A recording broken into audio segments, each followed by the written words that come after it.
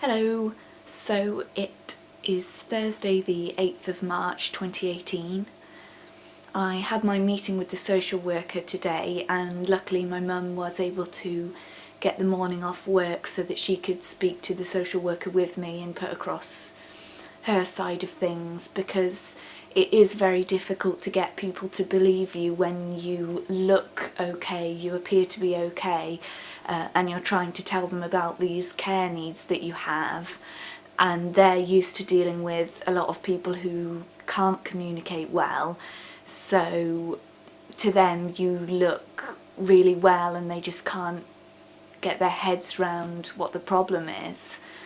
Anyway, that was the case with this social worker, because she'd read what my reablement team had been writing over the last few weeks and what they had said to her, and basically they had all told her that I was completely fine, that I didn't really need carers anymore, and they just didn't understand my conditions, so they assumed that I was just purposely going to sleep during the day because I had nothing else to do. That's literally what they thought I was doing, from what she said. And I had to try and explain, no, I can't stay awake. I'll be sitting up and reading something on my phone or doing something on the computer and my eyes just start closing and I just go like this and just fall asleep. And I'm trying to fight it and I can't.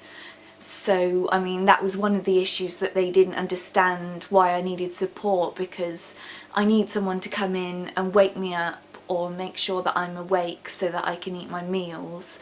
And the other issue I have is that making my meals is so exhausting for me at the minute that I'm not able to do anything else that I enjoy or as much of my university work as I'd like. So I explained that as well, and the social worker was saying basically if you had your meals prepared for you and that gave you more time to do other things that you enjoy or to focus on your university work, that would, you know, make sense and that is valid. So she said that she had come here being convinced that I didn't have any eligible care needs, which is how they refer to any needs that the government's supposed to help you with. But she realised that she was wrong and that she thinks I do have eligible care needs and that they should be able to put something in place without being able to tell me anything about what it might be. So I'm relieved that she admitted she was wrong, because if it had been a different social worker, things could have gone so much worse for me.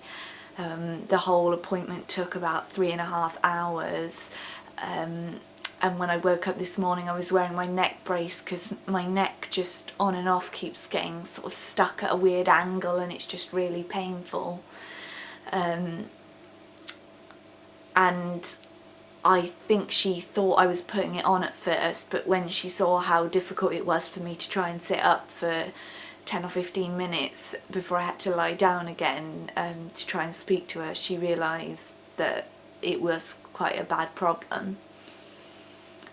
Anyway, I've not really got much work done for university the last few days, so I'm going to get started on that now.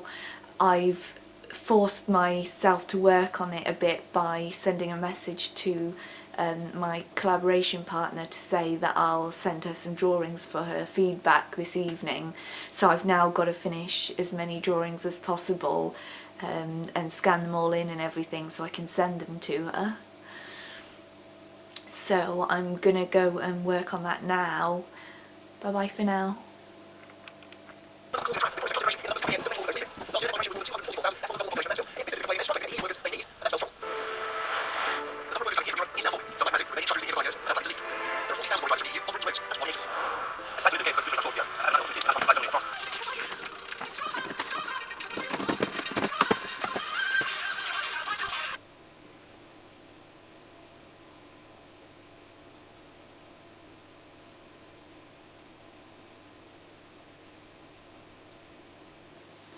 Hello, so I'm feeling pleased with the amount of work I've managed to do on my drawings today.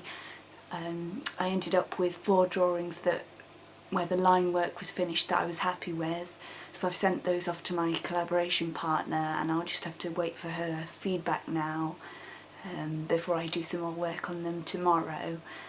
I feel much better now that I've got this care assessment out of the way this morning. I think that had actually been playing on my mind more than I realised. Honestly, since the reablement team started coming in weeks ago, but maybe a couple of months ago now,